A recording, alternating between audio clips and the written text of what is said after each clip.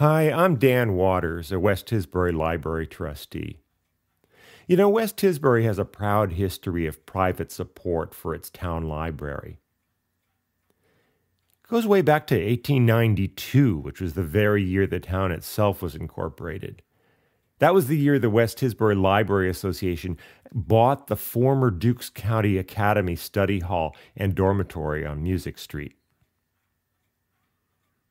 The library opened the following year and was actually independently operated until 1969. That was the year the town voted to accept the library, and that's when it started operating as a public library. The West Tisbury Library, as we know it today, opened in January of 1993. Today's library was actually built on land that was donated to the town in the 70s, and it was built with substantial private funding that was raised by the Friends of the West Tisbury Library. The town actually only paid about $95,000 for the construction. The rest all came from private donations. Now, in 2004, in order to make the children's room bigger, they actually broke through the floor and accessed the basement through internal stairs. And again, that entire project was done through private donations. Starting about in the 1970s, West Tisbury was the island's fastest growing town, and demand for library services grew even faster than the population did. Between 1997 and 2008, the number of cardholders actually increased almost tenfold. There's some pretty amazing statistics. The West Tisbury Library now actually has the highest annual direct circulation of all the island libraries. Not only that, but it's got the largest materials collection, and it's open the most hours of all of the island libraries. And yet what's strange about all of this is that the West Tisbury Library has the second smallest facility on the island. Its building is only larger than Aquinnah's library. It's gotten to the point where this modest little building, which was barely adequate in 1993, really can no longer serve our town the way it is today. And during the summer months, we get over 1,000 people a day coming through the library doors. And there's only 2 restrooms to be shared among all of the ages and all of the genders. And there's no restroom at all in the basement, and that's where they hold the children's programs. And these programs routinely draw crowds that are over capacity. Now, a library is not just a bunch of books. One of the big things that libraries offer is programming. Well, our library doesn't actually have a dedicated space for lectures and films and concerts and other sorts of community gathering spaces. As a matter of fact, whenever there's an event or a workshop, the public ends up squeezing into the periodical room. And a lot of times they end up overflowing into the main library. The bulk of the book collection is stored in the basement, and that was never intended for public use. The shelves are so full that a lot of the books are out of the reach of the average patron.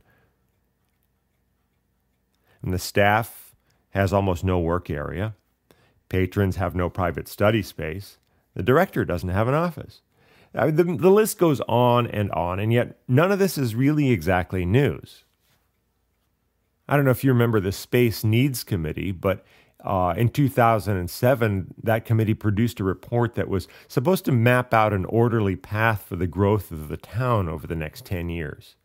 And the first successful thing that came out of that process was the completion of the town hall expansion and renovation. And that actually ended up happening ahead of schedule and under budget. It was a very successful committee. But in their 2007 report, the Space Needs Committee also foresaw the need to approximately double the size of the West Tisbury Library. In their report, the Space Needs Committee predicted that the library expansion was going to cost about $5.5 million, and they expected that half of that would be paid by the town and half of it would get raised privately. And also to minimize the effect on the town's debt load, they scheduled construction for that tentatively to begin in the year 2016. But here's where it gets exciting, and this is something that the Space Needs Committee never saw coming. In 2010, the state of Massachusetts announced a round of library construction grants that could pay more than 50% of the cost of expanding the West Tisbury Library. They did not see this coming. This is a rare and historic opportunity. We're unlikely to see the likes of this again, and we really think we should take advantage of it. The thing is, with the state grant paying about half the construction cost, the amount to be paid by the town and the amount to be raised privately gets reduced by half.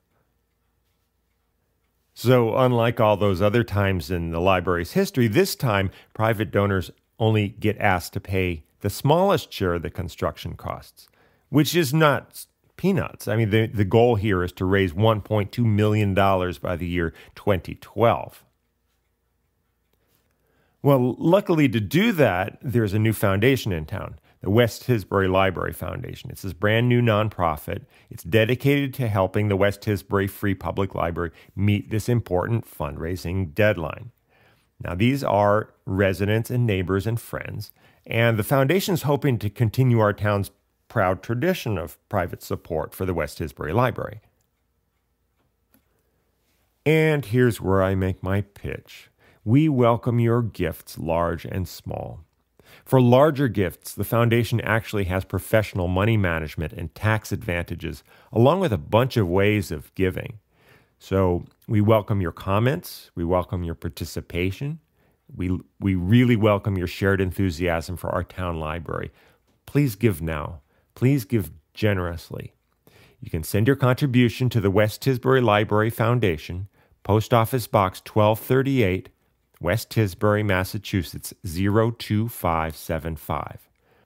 If you want more information, you can visit www.wtlibraryfoundation.org, or you can come to the library's next public forum. So, thank you for listening. Thanks for your contribution. Thanks for everything.